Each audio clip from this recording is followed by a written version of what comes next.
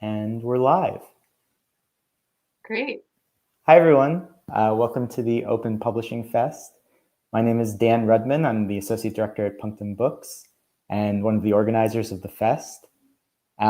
Today, I'm speaking with Catherine Despont, who has a lot of amazing experience in alternative and open pedagogy. And we're really here just to talk about our experiences in developing alternative pedagogy programs and to learn from one another. So, Catherine, why don't I let you begin by introducing yourself and telling me a little bit about your work. I've been kind of a fan. I've been following from afar for a very long time, but I don't know, a lot of the impetus and a lot of your efforts. So, please let me know. Yeah, thanks, Dan. It's really nice to be here. I feel like I've been sort of like wandering in the wilds a little bit for the last couple of years since I left Pioneer Works, which is where I think you probably first encountered my work.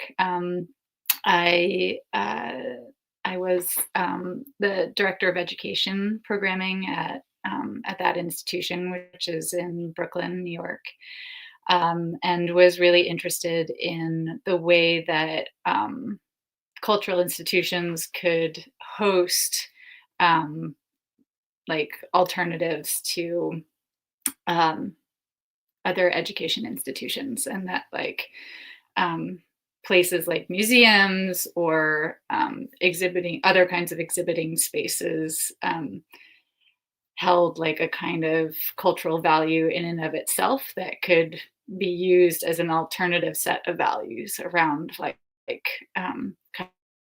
of experiences of education. So, and I was really interested, or I'm still interested in particular, about like the way that creative forms, the way creative practice generates different relationships to perception and different relationships to learning, and what it would mean to articulate like an education around perception that used the arts to sort of like art practices as as practices of training perception, again as an alternative strain to the kind of like information-based and subject-based education that exists in most of the institutions today. And so I hosted a few different Pioneer Works is an arts institution that's dedicated to intersections between arts and sciences, and they have a exhibiting space, a residency program, recording studio, publishing department, and I hosted a few different things there. One was called the Summit on Pedagogy, which again brought together like a whole weekend of workshops around different modes of teaching and learning. I felt like the spaces in which conversations about alternative education were happening were either like really stuck inside of like educational reform inside of institutions, and that there wasn't a lot of space to actually think really creatively about like our relationships to learning. And so I felt like the arts kind of like had that open space to do some of that creative exploration. And then I hosted the Alternative Art School Fair, which was a convening of about 50 alternative art schools from around the world. I think probably similar in flavor to this program, but in the flesh. And there the question was like as much about what it meant to it was both about introducing people to these kind of like art schools, many of which were very ephemeral, But more than that, it was really to introduce people to the idea of like what it means to start your own school and to talk about that as a practice inside of our relationship to learning in and of itself and as a communal practice.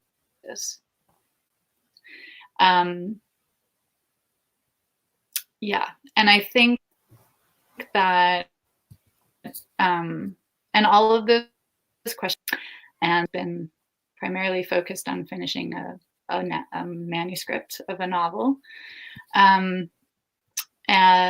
which is also very connected to observation and perception and the way that a shift in our relationship to observation can really shift what we know of ourselves and of places. So I'm still very much engaged in this question of what it means to educate for perception, and really see that that practice or that conversation as something that needs to be generated or is primarily generated outside of the kind of like institutional educational spaces that we have now. And I can say a lot of reasons why, but I'm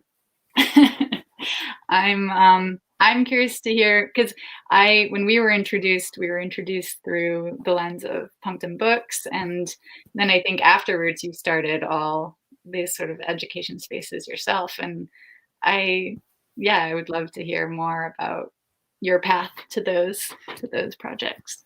Yeah, absolutely. So that all sounds really amazing. There's so many questions, but I think, it makes sense for me to also share my path a little bit as well, and then we'll trade notes. The way that I started working toward alternative pedagogy was really in my move to Austin, Texas, because I was starting a PhD program at the University of Texas. And at the same time, coming to Austin, it was very easy to get immersed into an arts community, in particular, the music community here in Austin. So that there's this really generous, loving group of people who all meet up regularly and help each other out with their songwriting or with learning instruments or with sound production. Or, there's so many different layers, but it's very much community driven, and very, naturally. It's just a matter of, there's this one person who's a great drummer, but also has spent time working in studios, and he's helping this other band.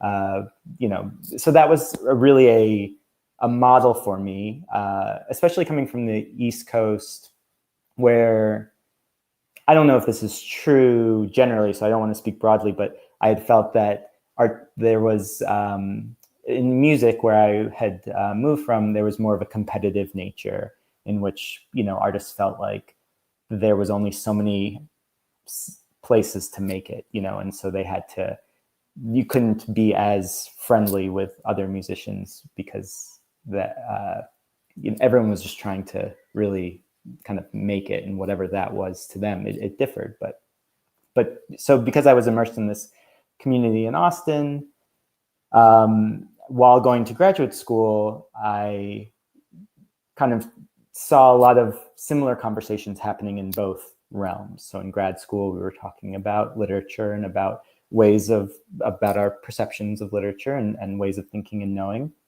And, the artists I spoke with in Austin had similar thoughts and were interested in the same ideas, and what I was reading in grad school, they always wanted to ask me about and develop conversations around. So, it started very early to kind of query that dividing line between what was going on in the university and what was going on in the public. And as I was progressing with my graduate school, I started working with Punctum Books, which was run and is still run by Eileen Joy. And Eileen Joy, I think, really exemplifies a lot of these generous modes of being and very creative forms of expression and scholarship. And so it was a really natural fit, and I felt really lucky to be introduced to her and to get to work with her. And so I started helping out with the press, with working on Punctum books. And one day said to her, why don't we take the same model that we have with the press for publishing and apply it to music as well? And of course, Eileen, being Eileen, said, absolutely, let's do this right away.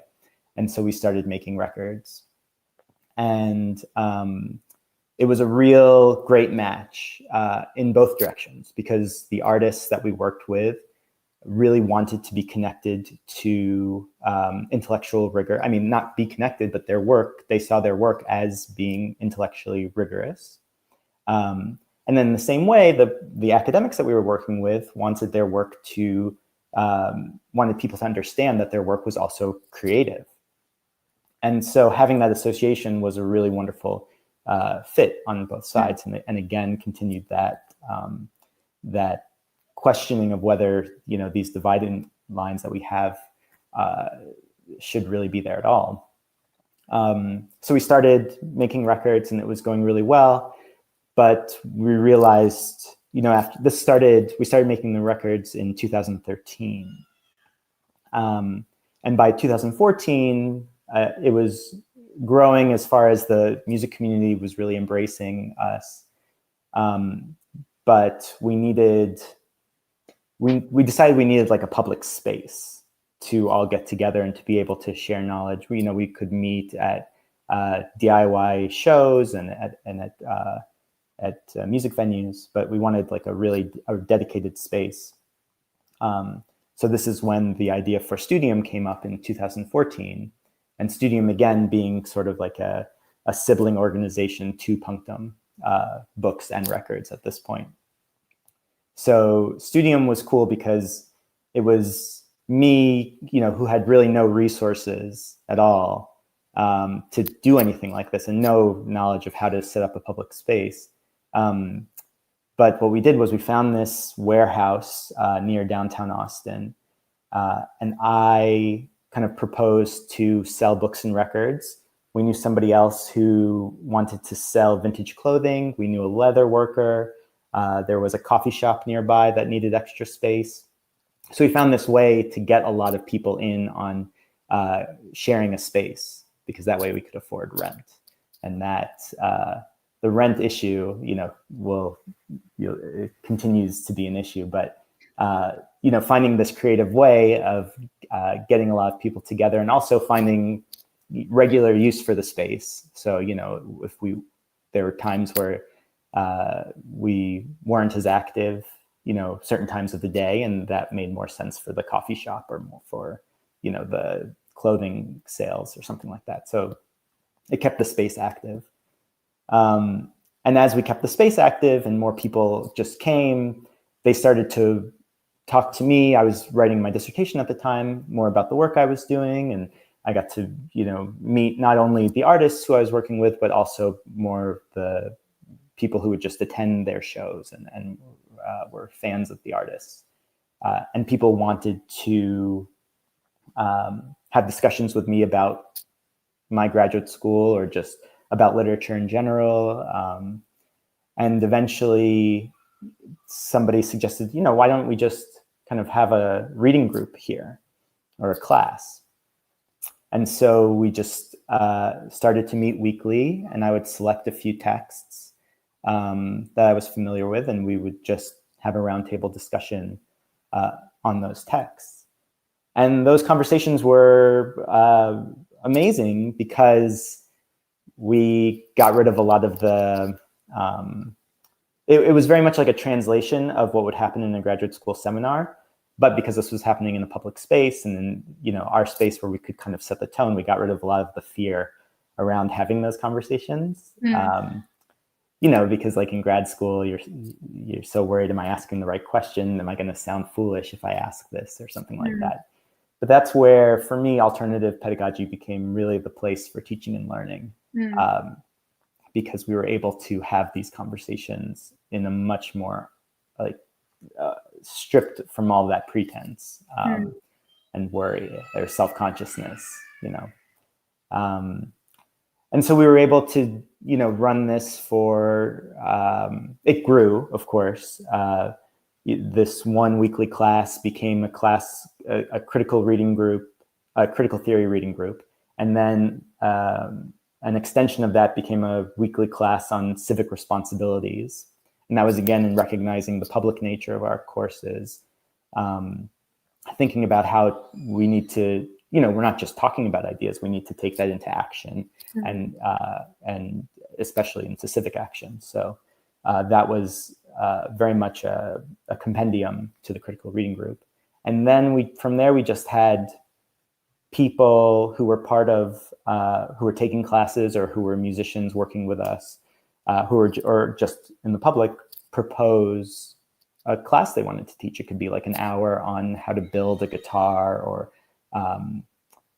meditation, or we had all these really great proposals that really ran the spectrum, things that I would never have imagined that we could have taught there. But because everyone had all these interesting ideas, and not necessarily a venue where you get to, practice regularly, because it would, not a classroom space necessarily.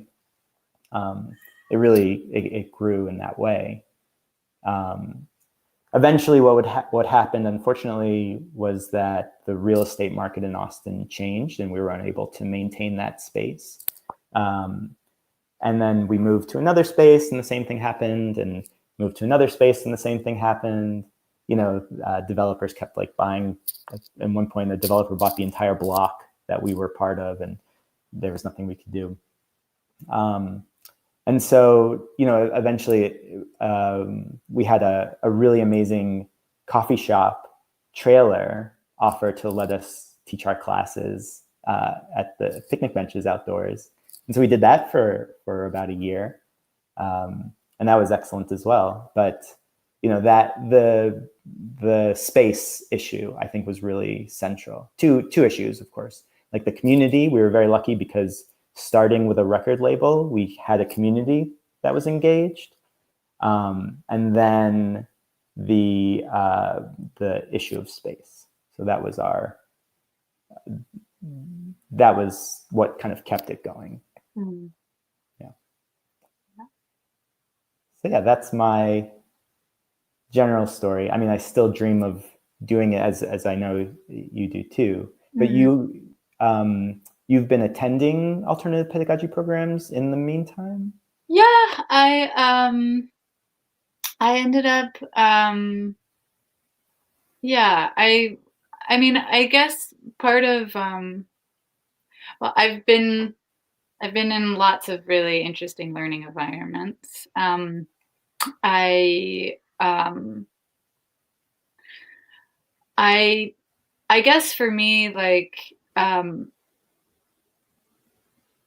it's interesting, you inhabit one world and you are surrounded by people who are thinking in the same way about things you think about, and I kind of extended that. I just assumed that oh, people who were thinking about alternative pedagogies had also connected it to art in the same way that I had, or um and yeah, I've spent a lot of time outside of the art world in the last 3 years, which has been both and I felt pretty burned out on the art world when I left.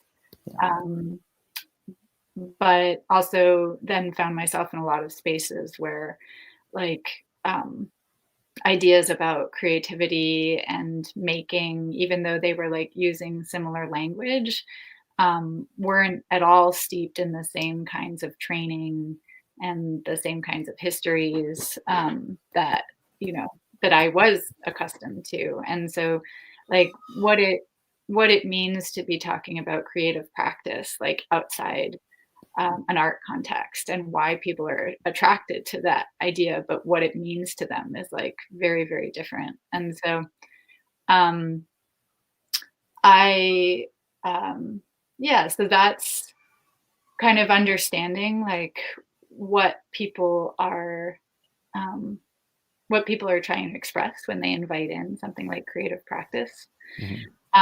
And I think, because of the way that our education is often like so strictly defined by like certain practices or parameters, something like, putting away the computer and like picking up a drawing pencil or something can like invite in this sort of like flood of new experiences for people that feels like incredibly rich, but often then isn't like really directed in any specific way to like an idea of a training or awareness. And so this is like this kind of um, tension that I found between like the kinds of trainings within the art world, which are these like really beautiful like relationships to making and to material and to iterating, which is a whole thinking in itself that I think like connects humans to very different parts of our brains and our physiognomy and our attention. Um, but that um, but that art as it's taught now is not specifically connected to any like particular school of thought about who the artist is in society and what kind of responsibilities or relationships to experience or developed through art making. I think there's a lot of desire for art making to be recognized as forms of research in and of itself. Um, but I think in a lot of ways, like people don't really articulate the ways in which that research like could become um, like serious in its own forms, like what are the standards, what are we understanding about an art practice, like what element of art practice could become a basis for rigor or for yeah. And on the other side there are sort of alternative schools of education that are disconnected from like art practice per se, but that like understand how deeply important it is to have some relationship to creativity or to reconnect to making as a form of thinking. But but then also like kind of just use it as an example, like a way of asking the question, but in themselves aren't necessarily developing practices that produce another kind of training. So would you say this is like an issue of community and governance, or is this something about like the way in which we can have, a comparative rubric between works that's not necessarily judgmental in a way, but just so we have something to work toward or to work against as well? I think for me the missing link between the two has become like about articulating some sort of relationship to attention, like what is attention in and of itself, and like how is it as a skill, like how do we practice attention like separate from like the subjects that we're studying, so if our education is based around the idea of information and discipline, um, uh, what would it mean to actually articulate like what the value or what the power is of human attention in and of itself, and how there are forms of perceiving the world that only come by practicing attention. And so, physiologically, like what creative forms do is they ask or they light up different parts of the human brain, for instance, or the human sensory organ. And a lot of like, if you think about our society as having been built around like certain habits of perception, certain like habits of rationale and thinking, like uh like all the way we structure reality is really based around those habits. And so like if you interrupt the habit, you put the person in position to like feel stuff they don't feel most of the time. And I think this is what the language of music does. You know, this is like what movement does. This is what drawing as a observation, a practice of observation, it does. It like puts you into a totally different relationship to the physiology of perception. And and um and once you've done that, then like you've allowed the body, or you've allowed the person to become conscious of like all sorts of different levels of information.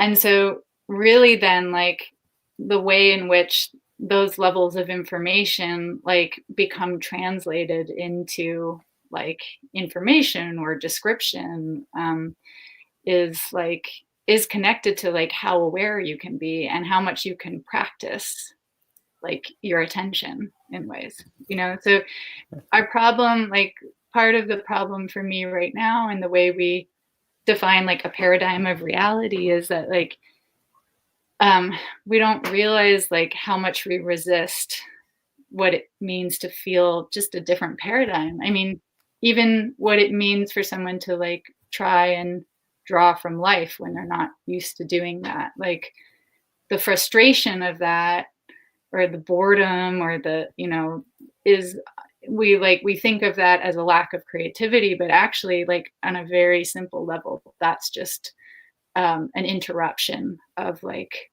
one mode of thinking. So what's so cool about this is when I think about connecting the arts to education, I mean, I'm thinking about it, and I know you are too, in terms of the community around that, and in terms of the level of thought that goes into expression. But I think what you're expressing here is like an entire layer that is implicit and is in there, but I've never heard articulated in this way before. And I really love is it through this idea of attention, because I've attended, when we would, in our space, we would have classes, we would also have performances and shows. And you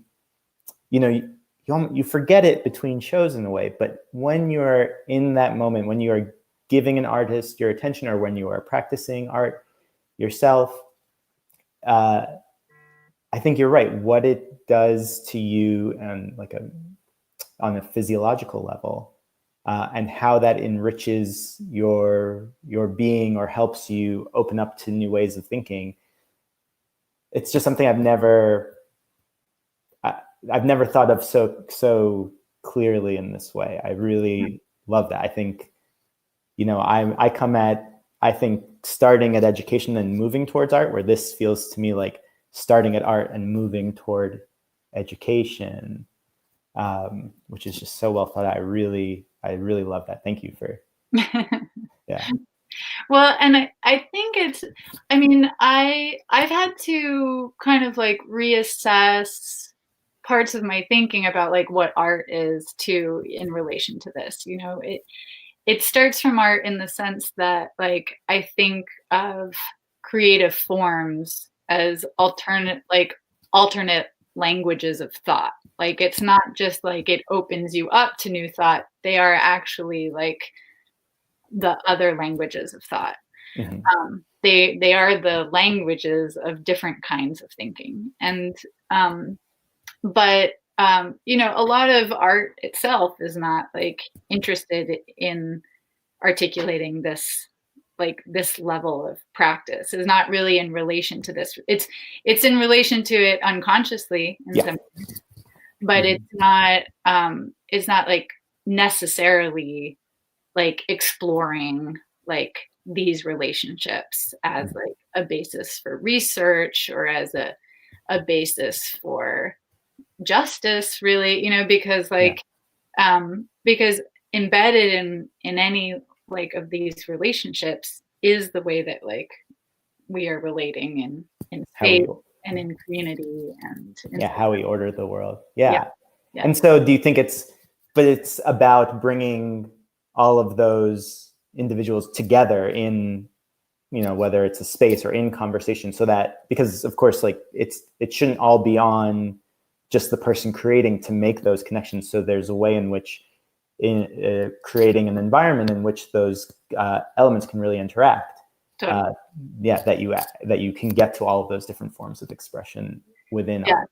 I think the environment is essential for it to go from like an individual experience into like something that we could name as a pedagogy or as education, because it's and in fact, like I found that like having community built around this is essential, because like once you start talking about a shift in your relationship to perception and to observation, like you're talking about a shift in relationship to what your reality is, and a lot of that is like a very it brings up really challenging like levels of experience, like how you sit vis-a-vis yourself and your memory and your past, and how you sit vis-a-vis society. Like all of these things become questions when you start to work with like perception in this way. And so you really do need like a community of practice of people who are holding each other like in support of those relationships. And when you reached out, or in the description for this conversation, you mentioned like, identifying what the new sites are for like open education or for shift in education. Mm-hmm. And I'm living on a farm right now, and have really been thinking about farms and rural places or communal like sites that have like, they're really dynamic in terms of like the things that occur and the way they sit in relation to the living world, and the ways in which you share community, or you live in community with people when you live in a place like this. And I've really come to feel like to like host the kind of learning that I'm interested in, it would need to be embedded in like a communal living situation, like because you have to invite all the parts of like life that are normally like held outside the walls of like the learning institution. We're very much on the same page with this, actually. I think that's absolutely where we were going toward too. With Studium, it increasingly grew into different areas. We became a place to hang out every hour of the day, and that had something for you at every hour.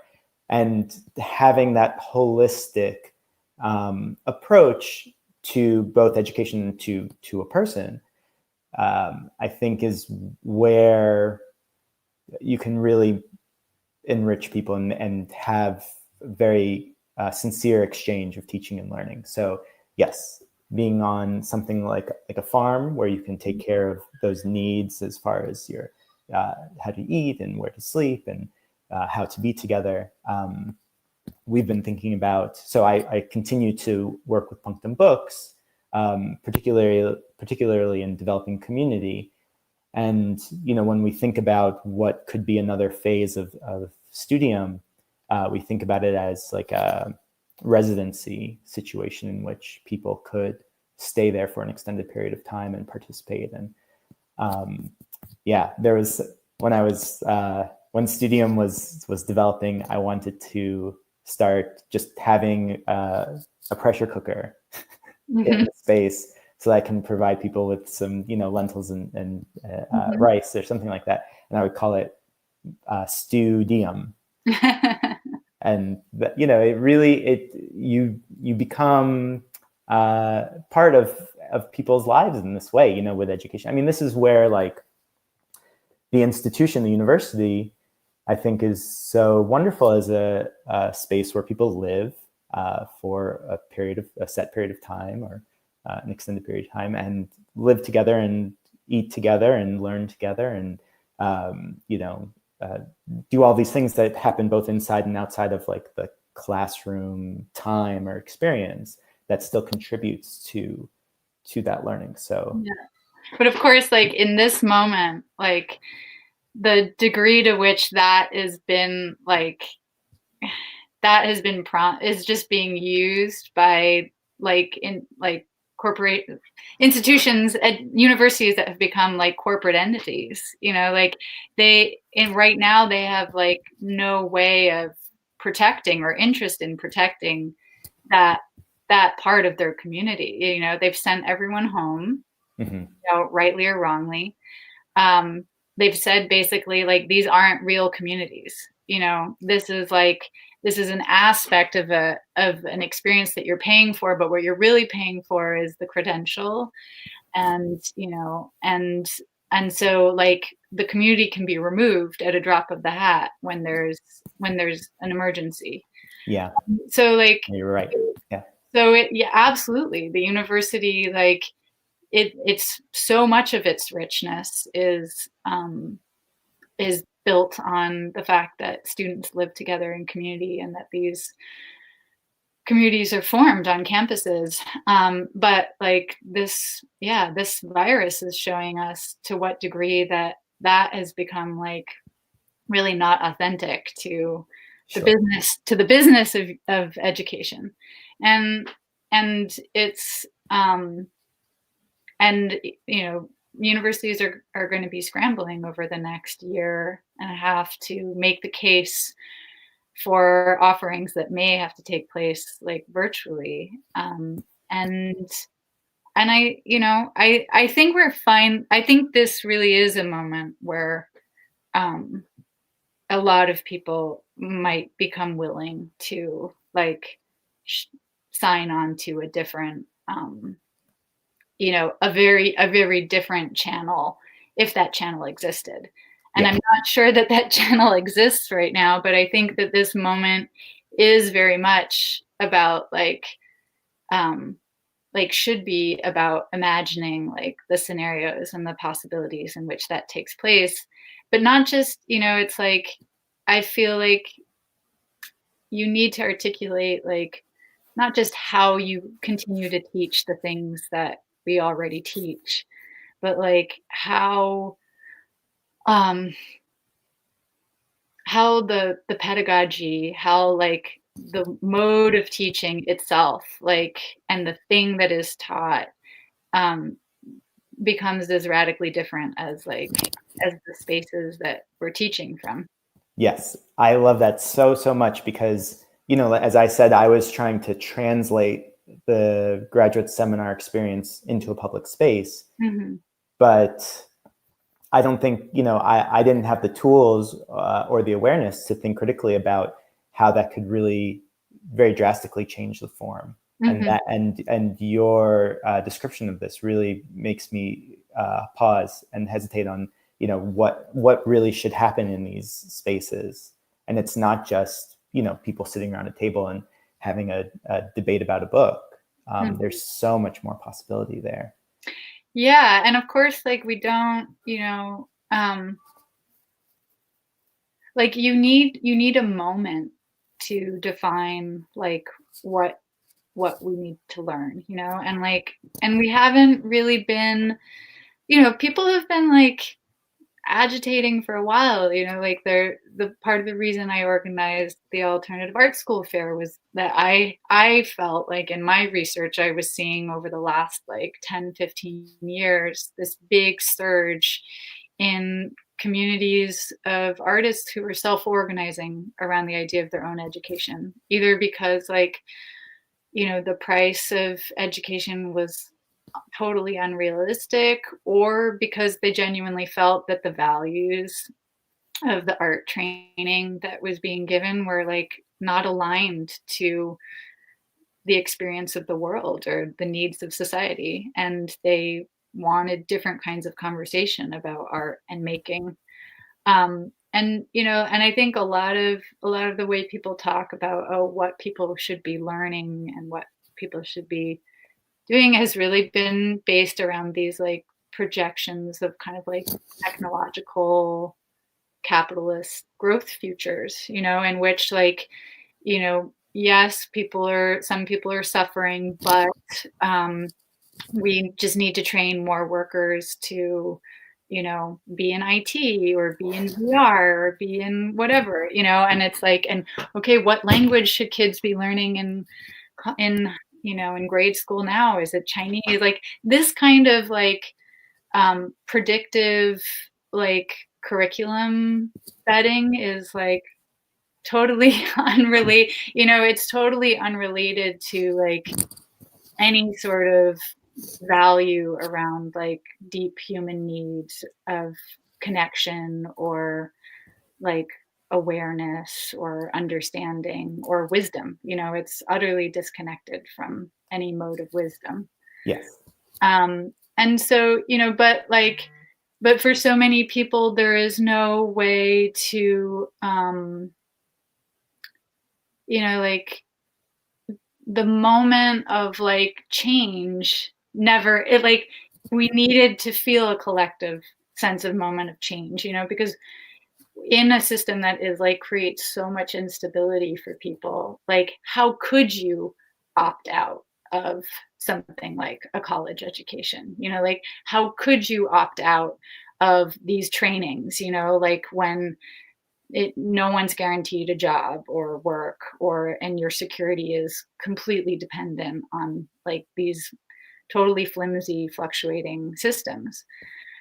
And and now I think like life is looking very different for a lot of people, and is relieving in a lot of ways, because yeah, I think some people, not all people, but I think some people in this moment are ready to form different kinds of community, and that and they I think that idea of community is going to be much more connected to like these kind of like longer term questions about like relationship and health and um uh yeah, that have never made it could never like intercede in the way we've been thinking about education and work and for a very long time now.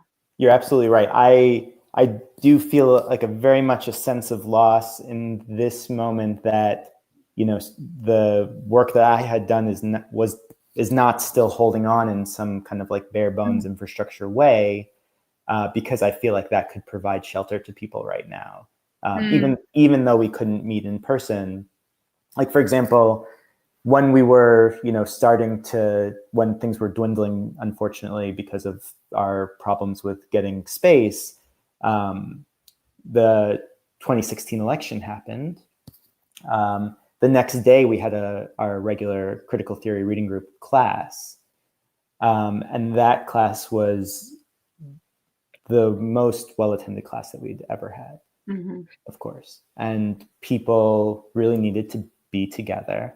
They needed to just, sit and think together and be kind of sad. It wasn't even like we weren't animated. We were pretty sullen and everything. But, having that space for people to be together and to think together, what direction should we go in now is what's really needed. And we do have there is a lack there, unfortunately. And so that's really challenging. But so one thing I wanted to go back to that you mentioned was, what I heard from, one, there is, of course, in alternative pedagogy, an implicit critique of the university, because we wouldn't need to be setting up these alternative structures if the space that was before us meant for this kind of education was doing its job. And so one thing that I think that you just articulated well was the inability of the university to be responsive quickly to needs that are evolving. And of course, when I was in university, I would read books that were, published 30, 40 years ago, or, a long time ago. And that would be sort of like the prevailing research that we would be discussing. And that's a real missed opportunity in a lot of ways, because there are people thinking about this work now and doing and writing and saying important things that really respond to the moment we're in, whether that's because of the virus right now, or because of the rise of fascism over the last few years, or the climate crisis that is coming and will persist throughout our lifetime. And this is where, just to connect it to themes with the Open Publishing Fest, where I'm very hopeful in seeing all of the efforts in publishing open right now, because it does create a more active conversation and more immediate conversation. So we were able, when we were hosting our reading group, week to week, I could switch it up and say, well, this major event just happened. I mean, actually, this is, a very difficult event, but we had a school shooting, and we were able to immediately, in the next days, organize readings and material so that we could really help process this together and discuss this together in a really productive and helpful way to a lot of people. And so this is where I think publishing is really important. And I know you are really active in thinking a lot about publishing as well, that publishing should be more open and responsive and immediate in order to speak to the moments that we are in. So tell me a little bit about your publishing work.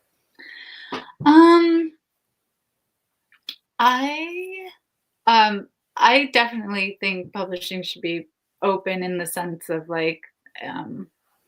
definitely where it relates to sort of research and academic work, where that exists as a barrier that's pretty unique compared to other parts of publishing. The idea that you have to pay subscriptions of tens of thousands of dollars to have access to things, it just goes crazy. Very much so.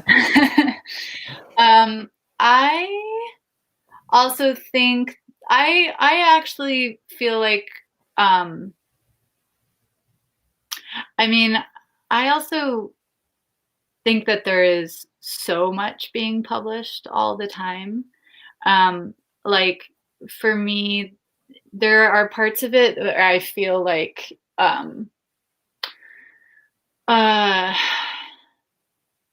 I don't know, it's hard to find, I actually really do believe in sort of a publisher's editorial sort of vision, to help articulate some sort of landscape of thought, or some sort of, and I think I often feel just overwhelmed by the amount of stuff that is being self-published or open that there's I think I'm someone who longs for more digestion and for words to be held back into a space where they carry more weight, I just I've I want to read fewer things more deeply. I want to read and reread things, and I want text. I want people to write texts, myself included, that really ask for a different relationship to time,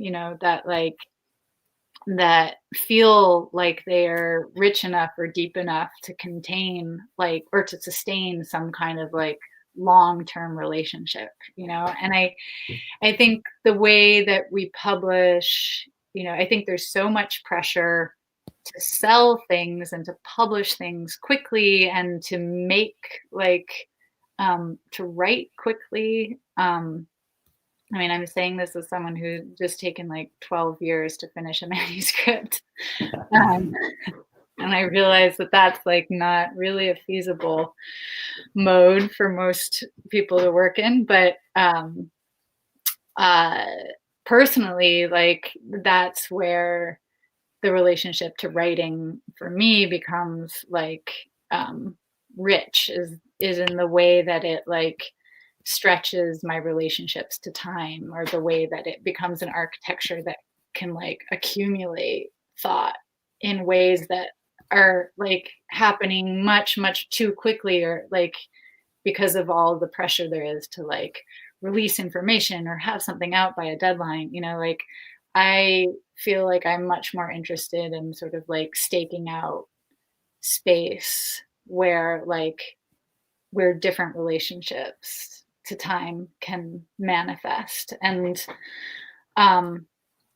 that goes for writing, and it goes for all sorts of things, for thinking, for community, the way time changes when you're living in community with people, Mm-hmm. the way Yes. relationships change and so all of this stuff has its expression in different areas of life. And I think the goal for me is asking about what kind of situation could you set up in which as many different parts of life could become touched or changed by changing their relationship to time.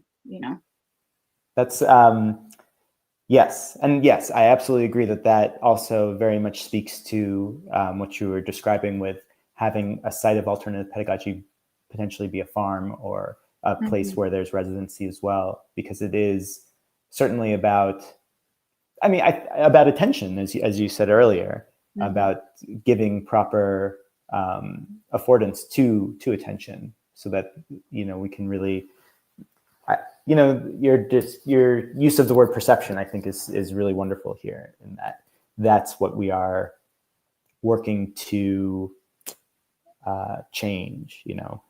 That's what we are developing with alternative pedagogy. We at Studium, actually, so as you talk about this in terms of time, I had thought about it in terms of space. And we had built this diagram, actually, this kind of radiating outward. And the idea was at the very core was the classroom. I use the classroom, that term, very loosely, but the education space. And that was for knowledge that was generated specifically in that space. The next layer radiating outward was the performance or presentation, and that was for the more immediate community. And then the final layer was the publication, and that was to spread, hopefully, globally. And so I think it's a really cool thing to think about it in both of those terms together, because they're interconnected in a similar way. Yeah. And I love the idea. I absolutely think publishing should be connected to learning, but not necessarily that writing is such a strange practice. It's such a challenging practice to find formal ways of presenting thought or experience. And I think different disciplines have their the ways that they've articulated that form. The academic form is pretty strict, and it's strict for certain reasons. It's strict in order to generate certain modes of investigation and research and connection, and Totally. contextualizing things and mapping like a lineage of thought. And these are really important. That's very generous that you put it that way. I think that's really well done. Yeah. I mean, in the ideal sense, like you can understand like why the form like is structured the way that it is, like, of course, like it's used in ways that like, to prop up a lot of like, boring thought, because it's not like, because when the form is so like distinct, then people can like rely heavily on just like the tone of the form to say nothing at all. And that's where like you want to generate like a community of practice that can really say like, no, actually nothing is being said here, like we've quoted and we've cited and we've like and we've done surveys and whatever, but like what is actually the quality of the knowledge that like is being defined here? And that's really like the conversation that we are not able to have in so many places right now, is like, what is the quality? Where is wisdom? Like what is it that this person knows really? Like, does it feel to us like it's a real form of knowing? Mm-hmm. And what do we mean by that? Like, are we satisfied by knowing that like defends itself in terms of these like formal structures, or is there a level of our soul that is just like is hungry for something else, something more humane, and something that feels more alive, and that the thinking of which like takes us to places that are like less certain and riskier. And I think like in order to think like have real thoughts, have risky thoughts, you also need to live in ways that are like that invite that own possibility of transformation into your own life. And that's where like the importance of community becomes essential, because you need to be able to trust that there are some sort of structures that will like sustain you as you step out into that like investigation. And our economic system is certainly not doing that for people, like when the cost of living is so exorbitantly high, you can't have creative thinkers, you can't, when there is, when there's a complete breakdown around like that notion of like what a fact is, and like and what truth is, then like you can't hold yourself accountable. There is no holding accountable things. So like you need it, in a society that is like really sick, you're not going to get like big swaths of people to agree about this, but to the extent that you can build like sanctuary, and I think you said the word too, like build these sort of like sanctuaries that allow like some sort of like stability and health to be present. That's really what you need more than anything in order to do like big kinds of thinking. Well, this is what is, I think, like very amazing about this conversation in general. At the time when we were running our alternative pedagogy programs, and way before, I mean, it continues, there's always this like, what's the value of this kind of learning? What's the value of education, of the humanities, of the arts? There were all these like think pieces that were like, we're not teaching kids how to make enough salary, so it's useless, But I think what you're describing here is such an amazing way of reframing this argument, in that like this is how we sustain each other. This is how we live. And that's really important, especially now, because I think a few years ago, when these crises were not so upfront, people could dismiss that and be like, we're fine, we're going to be fine no matter what. But, we went into, by week 2 of lockdown, 10 million people lost their jobs. And that number has climbed to 30 million.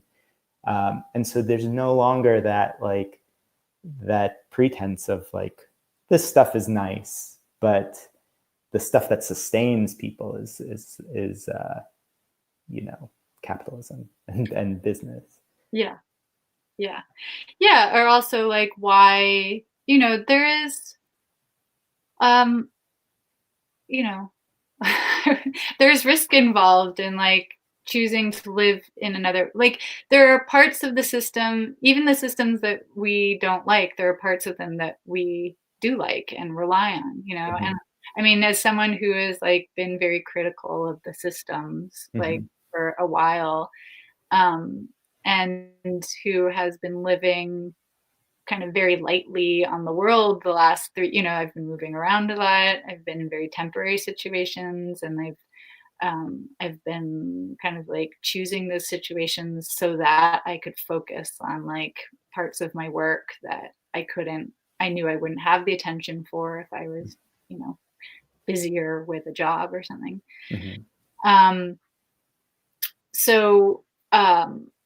But I've been since quarantine started, I've been surprised to realize how much, how kind of, I say it's like this moment in an earthquake where the asphalt suddenly becomes liquid, where it's suddenly without all these other systems holding in place, there are parts of my own a relationship to reality that feel even more fluid now, so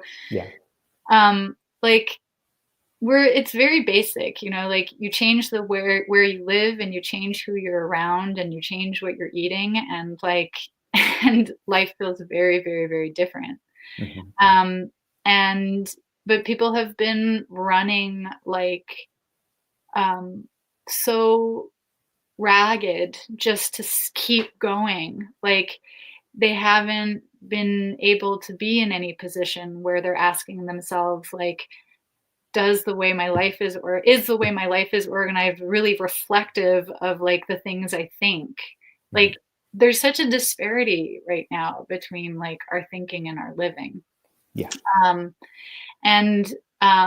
But I think right now there are people who are not going to be able to stay in the places that they've been living, and who are experiencing urban places not as these sites of endless opportunity, but as these environments of deep, deep, deep uncertainty, without access to food, without access to the outdoors, without access to all of these. It's reorienting people to what is really life-giving and life-sustaining, whereas when people were just trying to keep the money coming in, they couldn't ask themselves about how they felt in relation to their environment. And I think I think now some people can, now the farm is looking way more exciting to people, and one of the things I wonder what you've kind of been imagining in relation to what the ideal space looks like going forward. But for me, and for some of the people I've been talking to and listening to, there's this kind of idea. I like the idea of a house or a farm becoming a pod for a certain amount of time, and there are 20 people who come in, and you're together for 3 months, and then maybe the pod rearranges itself and people move to another house and recreate a community. And I could imagine maybe your the learning environment is like that, is become these sites that that convene and then disperse and reconvene in other ways, and that's the way you share culture, you develop culture, and you share experience, and you share sustenance, and then you do that kind of like in these sort of like closed spurts, like over Mm-hmm. over different places. Um, and like imagining that kind of thing, like it wouldn't take that many resources. It wouldn't take much in the way of resources to get that, like Yeah. renting a house, deciding how people come into it, like deciding what you do once you're there. But I think these things are really fun to think about because they emphasize like totally different sets of skills, like around like how something like that becomes organized to be interesting, like intellectually or socially, like what kinds of skills, um, what sort of intentionality around communication, what forms of culture become like central to like the activity of learning, like once you're in a zone like that. Yeah, I think that's such a really lovely way to imagine how you can convene community. I mean, especially now where we really have to, it's not going to be as casual as having a space that people can come in and out. We have to be very intentional. Um, and I do think this holistic view of thinking about someone's experience from sun up to sundown, and how they will eat, how they will sleep, how they will be able to structure their time together, how we can support one another in a lot of different ways when we're together, will generate. This was one thing.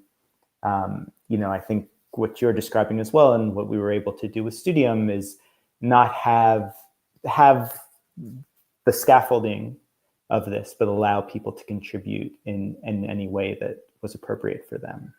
When to the aspect of community is such a dialogue. So it's not, of course, us implementing a curriculum or a set, but allowing that to be generated from within the community. But what you're describing, I think, seems like a brilliant way to allow that to flourish.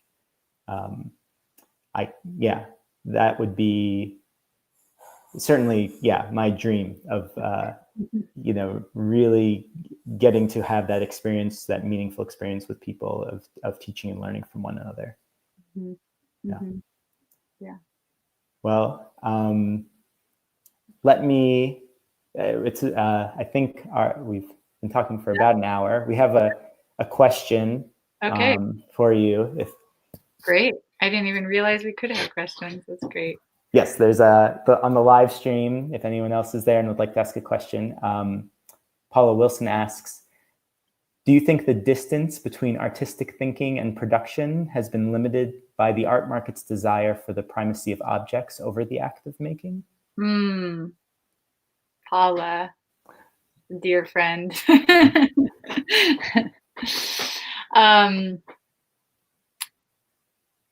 Yes, for sure. I mean, I think like I think in the same way that like publishing, now demands that like X number of books come out a year, like, it pushes us into a zone where like the question around making is like totally conflated with production.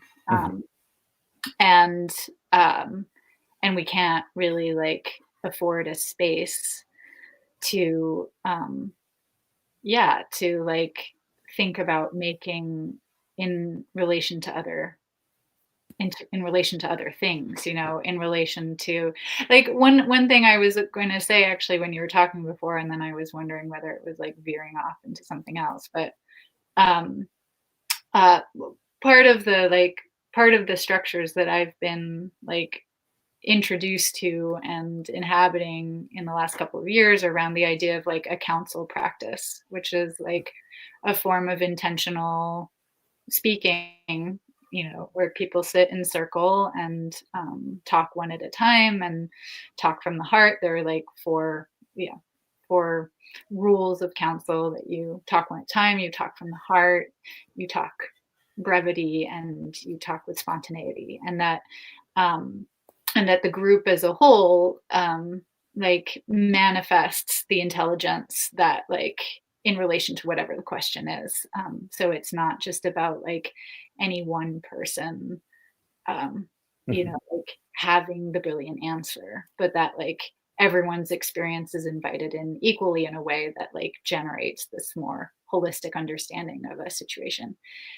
And one thing that has been like so surprising to me in those spaces is to um, see how often expressions like become performative or creative, like how often they turn into poetry, or how often a poem is the thing that's offered or that ends up spoken in that space, or the way that they invite movement or the way that they invite song and singing. And it's like um uh suddenly, instead of, it was like the first time in my life actually I think I had experienced any of these forms as like necessary components of like communal understanding, and not as like something that happened kind of like on the outside or on the edge, or in as a form of entertainment, or as a kind of like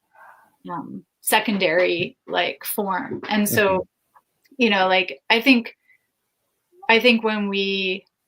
um when we stop thinking about like the making as the thing, the product, but like if we really developed like forms of culture and society that like understood like those specific creative forms as necessary expressions within like a more holistic understanding of wisdom, or of what needed to be said and how it needed to be said, then I think we could start to see like the artist or the maker as someone who was doing more than making things, but someone who was like responding, or who was um, describing our experiences for us in a way that were like socially and culturally necessary to some sort of like group process.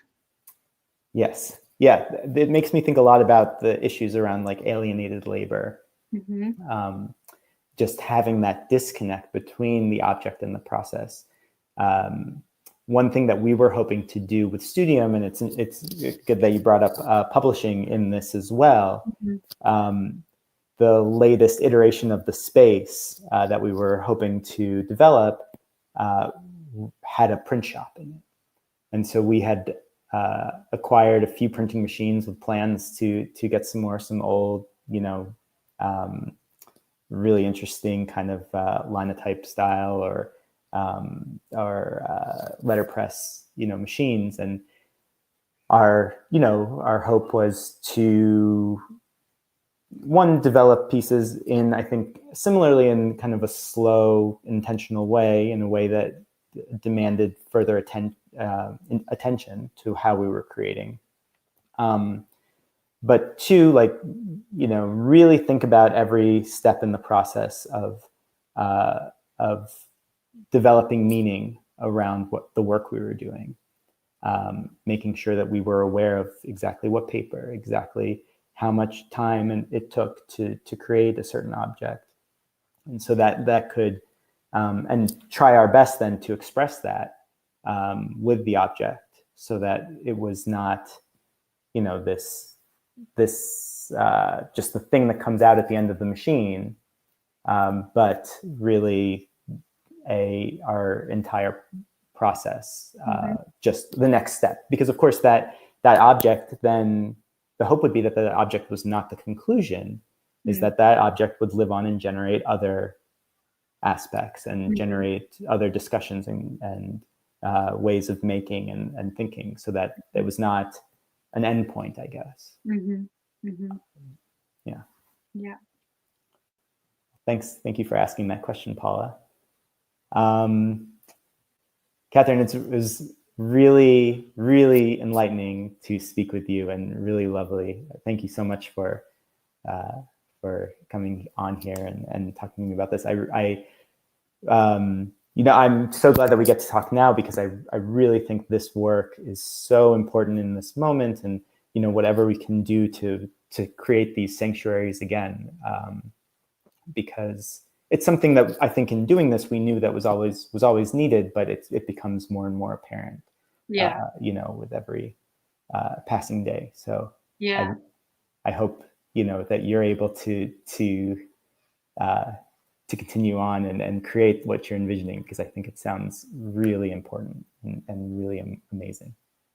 Thank you, Dan. Yeah, I'm just very grateful that you reached out in this moment too. And I think like it's really super important to be exchanging, like experiences around what we've made. And, it's fun to hear you say that you were like, you were cooking soup too. Like early on, I realized that like soup needed to be in a lot of the formats that I was hosting too. And it feels like there are these little, there are these details that like when you get onto the trail of thinking, like that become necessary no matter where you kind of started. Totally.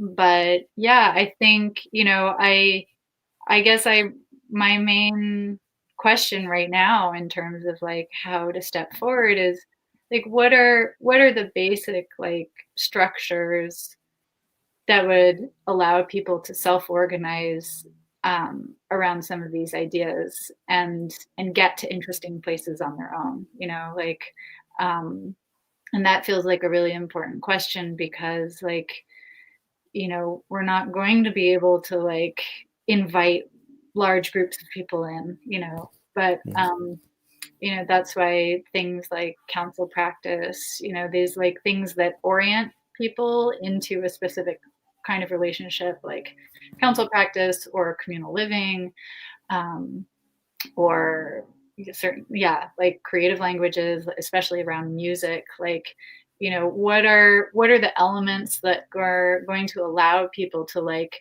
reform a relationship, or like form some kind of foundation that is going to like blossom into like the new thing.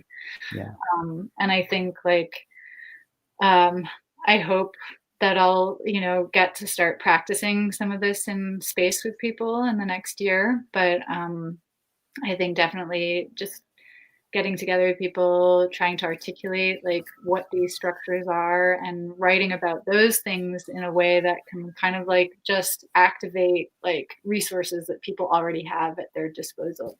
Mm-hmm.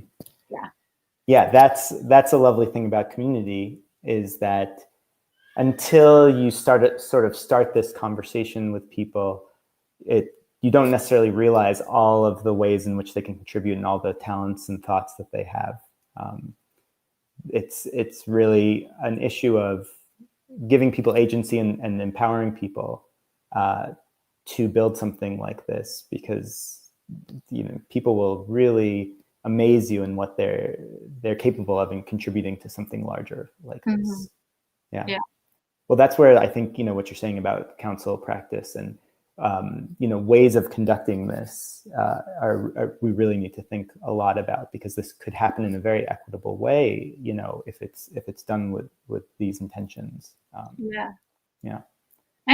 one thing I think about too is also like what are the challenges of enacting like these kinds of ideas with the people who are already around you, like I think a lot of times we like have an idea and then are kind of like searching, sometimes audiences need to self-form around ideas, like not every idea can be like held by like every audience, but there is something interesting to me about like what is like the particularities of the difficulty of like doing this stuff with the people that you're already with, like I Yes. kind of like shyly invited my farm mates here to have like a poetry session on my deck the other night, and it's like, how do we interrupt our own days and like reorganize ourselves and our relationships to each other in a different way,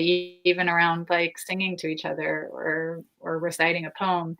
And like actually like what the things that make that small gesture difficult are like really interesting to me, because I think like those are exactly the discomforts, the relationships and the discomforts that are like why that feels uncomfortable has everything to do with like the way we self-organize around like a different set of systems.